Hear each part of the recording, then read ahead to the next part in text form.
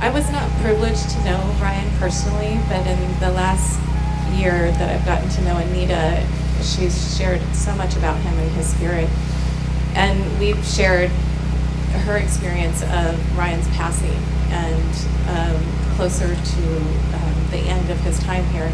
And it was very similar for me with my father, and we've shared a lot of those experiences. And for me, it was bittersweet, and there was so much sweetness in those last days. And I'm wondering if you can talk a little bit about that transition for us and how we can, I don't want to say do it better, but how we can experience it with a new perspective, because it's something that really shifted how I see it and experience it. Your own or somebody else's?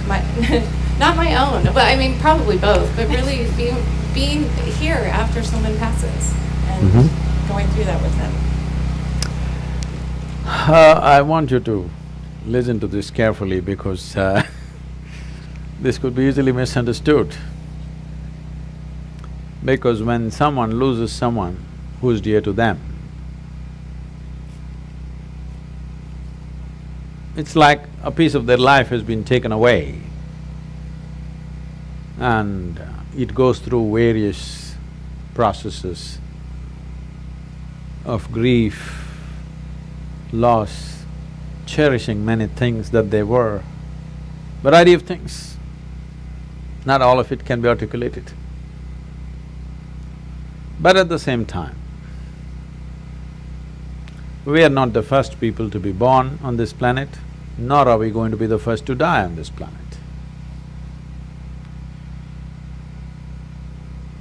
In our lives, whether we are going to get educated or not, we don't know when we are born. Whether we are going to get married or not, we do not know. Whether we are going to bear children or not, we do not know. Whether we are going to do this, that and so many things in the world or not, we do not know. But we know one thing, that we are going to die. Yes or no? Yes. That's one certainty, isn't it? Yes. Though it is such an obvious thing, we are not able to come to terms with it.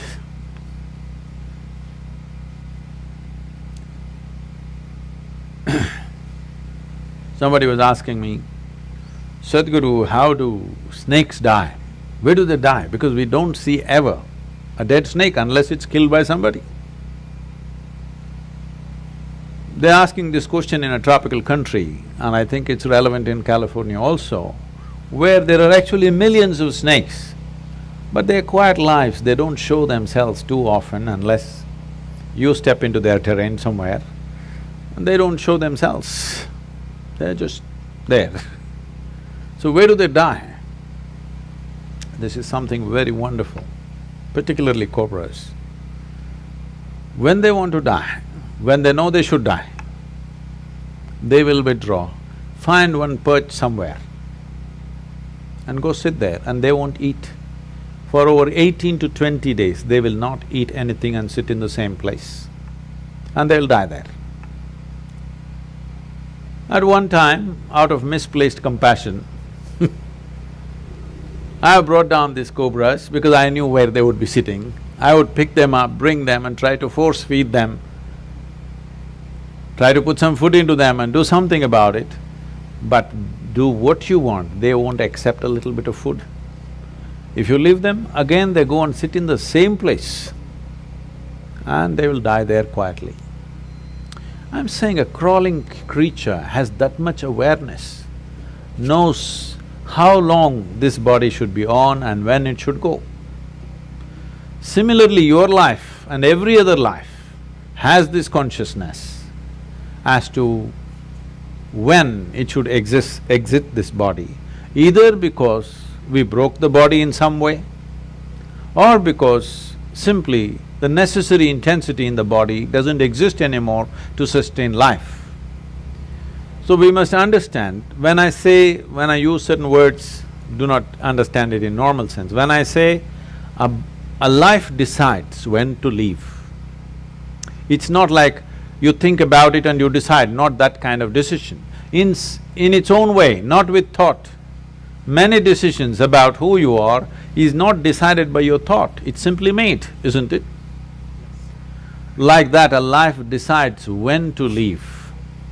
As long as it's here, we will do everything to preserve it and to hold it and keep it with us because we cherish and value that life. But once it leaves, we must respect that because that life has chosen to leave.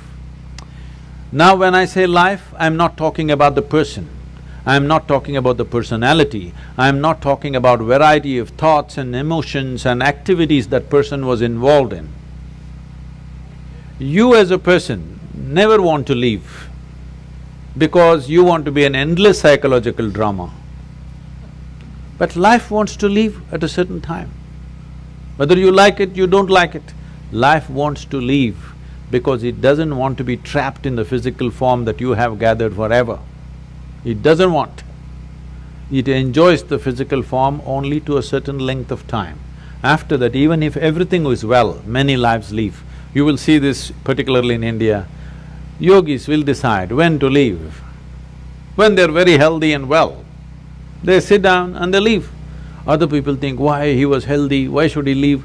So you want to get sick and die?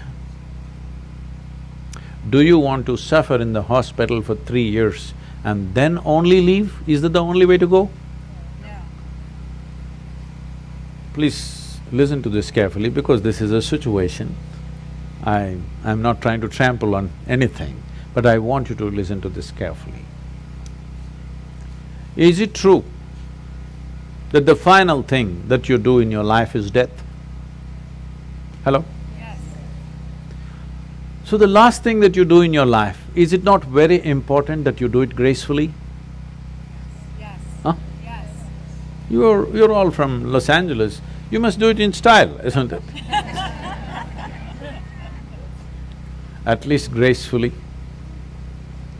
Is it also not important that other lives who are around us, when their time comes, we must facilitate that they must be able to leave gracefully, not make them a victim of medical industry that's going on around us? Hello? Yes, yes. Tell me, what purpose does it serve if you stretch a life which is about to exit now for another 3 months with all kinds of supports, 3 months you stretched it in pain and misery, what does it mean? It just means that you're ignorant about the nature of life and you want to cling to something that you know and you don't want to know anything that you do not know. It's very important. We know the person, we know this person and this person and this person, that's fine. We've enjoyed their personalities, but you have not touched the nature of their life. Because unless you touch the nature of your life, you cannot touch the nature of another life. So the most important thing we need to do is, we don't have to talk about death, prepare for death, nothing is needed. What we need to do is, beyond this body, which we have gathered, which you agreed with me that you accumulated this, beyond this mind, which is also an accumulation of impressions and information, beyond your accumulations, if you sit here right now and experience the life that you are, you will have absolutely no issue with any aspect of life, which includes death. Death is not another thing. Death is an ongoing thing. Right now, all of us are dying slowly. One day it'll be complete. You think it's going to suddenly happen one day? It is already on, isn't it? Hello? Yes, yes. Is it not on? It is on in every one of us. Should we not conduct this process? See, you can call this right now, I can say I'm living. Another way of saying it is, I'm dying. I'm dying right now. We want to stretch it as much as we can, but to know this experientially, not trying to figure this intellectually is most important, because intellectually if you figure, you will always be one against the other, because this is the nature of intellect, that intellect cannot perceive anything without creating two. So you have created life and death. There's no such thing as life and death. Life and death is one package, isn't it? Hello? Yes. It's one package. As we are living, as we are also dying right now. The question is how gracefully you do it. If you learn to do this moment absolutely gracefully, you will also conduct that moment absolutely gracefully. That is not a different kind of moment, that's the same moment.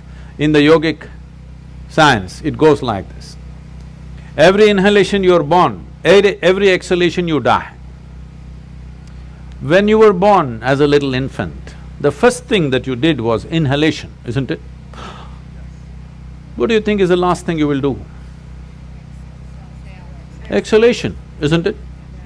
Right now when you sit here, inhalation, exhalation, inhalation, exhalation, inhalation, exhalation, next inhalation did not happen, and suddenly a big man is gone, poof. Yes or no? That's how fragile it is. I want you to see this. Every moment it's happening. If this exhalation which went out, if it doesn't come back, this one is gone. How many things a man can do? But at the same time, just see how fragile this is. You're yo-yoing with your life every moment. If you don't know how to pull it back, it will go away. But it doesn't feel like that right now. I'm real. I'm not going to die today. A whole lot of people thought so before you and me. We must understand mortality is the fundamental reality of our existence. If you do not come to terms with this one thing, believe me, you don't know any other aspect of life in reality. You know only the drama. Because this is the most fundamental nature of our existence, that we are mortal. When we are born, it is declared that we are going to die, isn't it? How long is the only question. I bless you with a very long life. Thank you very much for being here.